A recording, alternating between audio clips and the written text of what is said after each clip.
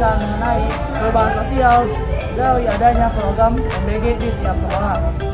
Nama saya Subianto Lemari Julian. Saya Sarfudan Palmi, menjadi dari Baritana. Nama saya Siti Biasi. Nama saya Almiranti. Nama saya Tiffany. Nama saya Intan Abduriana. Selamat menyaksikan. Saya akan menjelaskan apa itu program makan bergizi gratis atau yang juga disebut MBG.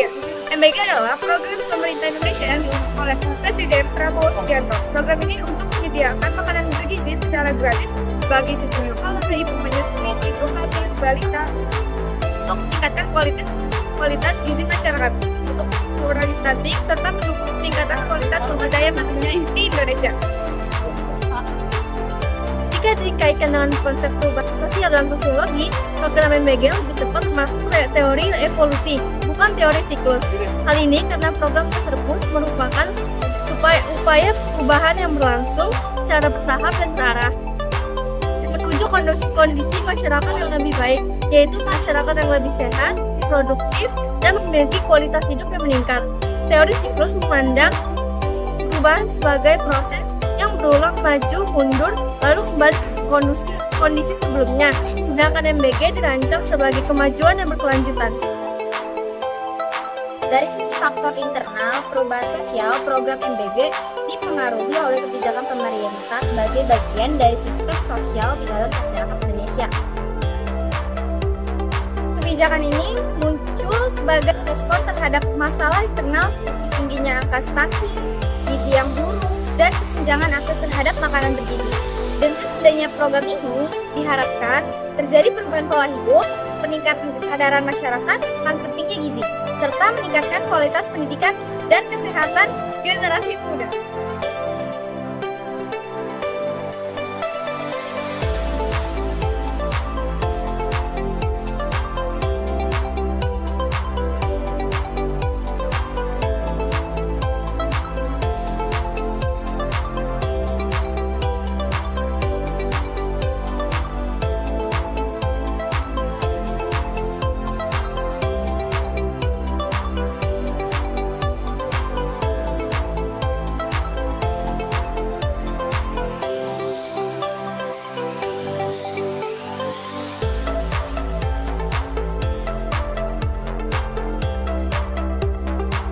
Sir, menurut kamu apakah program MBG di SMA PGR Depok ada perubahan ke aktivitas pembelajaran? Kalau untuk aktivitas pembelajaran untuk sekarang tidak ada karena MBG-nya datang tepat waktu pas jam istirahat, jadi tidak mengganggu waktu pembelajaran. Tapi kalau sebelum-sebelumnya itu sedikit mengganggu waktu pembelajaran karena MBG-nya suka datang telat kayak jam 2, jam 1 itu kan udah mulai masuk pembelajaran tuh dan MBG-nya baru datang, tapi sekarang udah tepat waktu. Dengan adanya MBG ini, itu dia ngasih perubahan aktivitas gak ke murid-murid sekolah di sini?